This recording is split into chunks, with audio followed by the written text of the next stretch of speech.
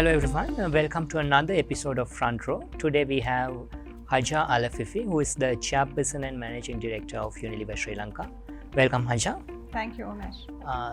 I'll straight jump into the questions. Hajar, now we see that a lot of businesses are struggling with the ongoing pandemic, and with this, do you think that the role of the private sector has changed? And in terms of struggling businesses or the challenges that businesses are facing right now, what strategies that they need to adapt to survive during this pandemic? Thank you, Umesh. It's a great opportunity to be here with you today. First of all, let me say that history is full of crises. This world exists in a tough world, a world where there were financial crises, economic crises, but this crisis is like no other. It's also a health crisis and a humanity crisis. It is a crisis where leadership has been distorted. Now to your question, private sector, those that are resilient will stay on. They will stay on because they will adapt their strategies. Now let me speak about the change that needs to happen in the private sector. Firstly, protecting our people. Never before have we thought that my health department would be the most important department in the organization. Never did I think that my HR would be the most important function in the organization. Our budget of safety has quadrupled. Number one, protecting the people, protecting the frontliners, those that go out there and work. Second, stimulating demand. Yes, we are in a crisis. So you need a portfolio that is able to be in the low end of the pyramid, the high end of the pyramid, straddling the price piano, helping the consumer to stimulate their purchasing power. Otherwise, we will go into a recessionary economy, which no one wants to do. The private sector can actually play a role to boost the spending power. So that's number two in terms of demand. Number three, supply. Supply has been distorted, borders have been closed, access to raw material is no longer out there for everyone to take.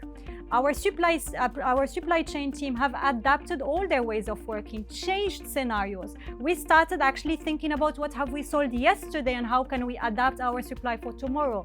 We've gone digital all the way. These things are actually rather opportunities that have come out of the crisis. So rethink supply. And then I will say, a company needs to thrive also through its cash. Oftentimes, we think about the turnover, the profit, but we forget the liquidity that pays the workforce. Having that cash that enables your workforce to thrive and to continue be with you, that you can nurture your talent and build their capabilities because you really believe that you're there for the long term. And lastly, I will finish with community.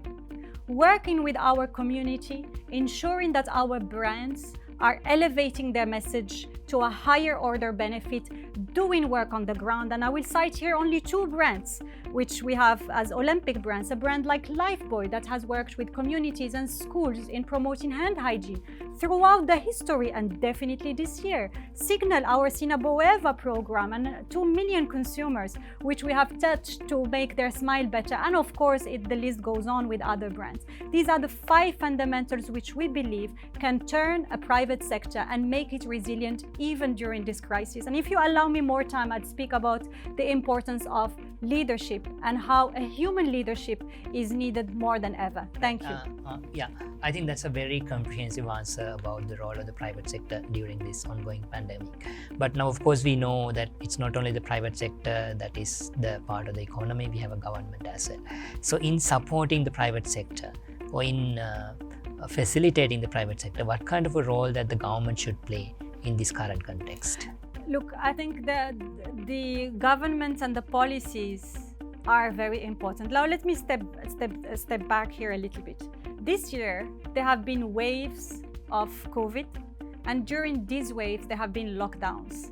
The importance of a steady government, a stable government that is leading with calmness. And we have seen that in Sri Lanka, how our health system has stood the high ground, how our people have all benefited from testing, from quarantine, from a followership, how contact tracing has been done. I think this gives us a lot of confidence that the government did everything possible in terms of health.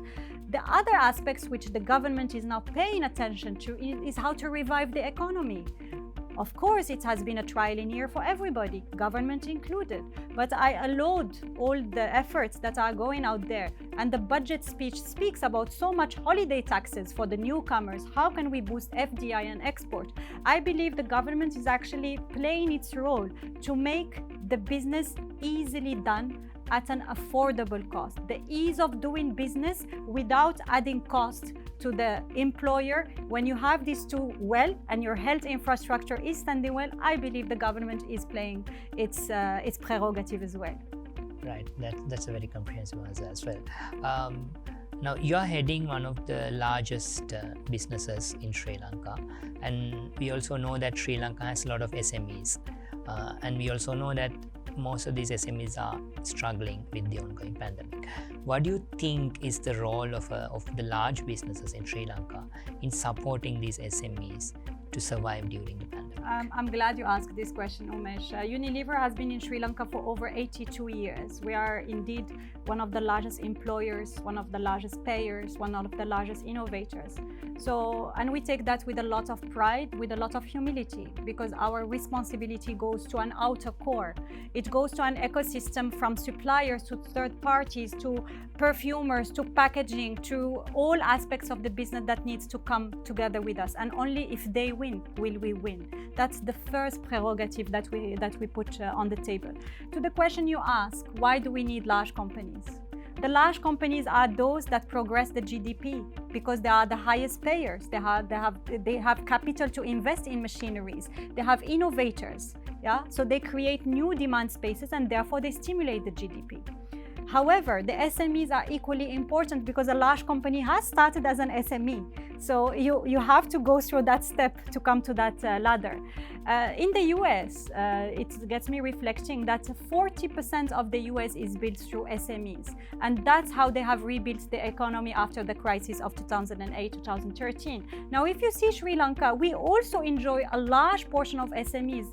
However, when you go into details, these are really small enterprises that are not resilient to shocks. Now, I'll come to the last bit of your question is how can we create a climate where the large company helps the SMEs? And I'll give you examples from our own company so that I simplify the concept. So a few years back, whilst 96% of our production is made locally, we had to import our packaging material because there was no company in Sri Lanka that is able to give us the bottles, the requirement to put our products in. What we've done, we've partnered, we joint ventured, we helped companies, and I'm proud to say that today 80% of our packaging is made locally in Sri Lanka by Sri Lankan companies to the highest quality of standards globally. This is how you can create a win-win situation.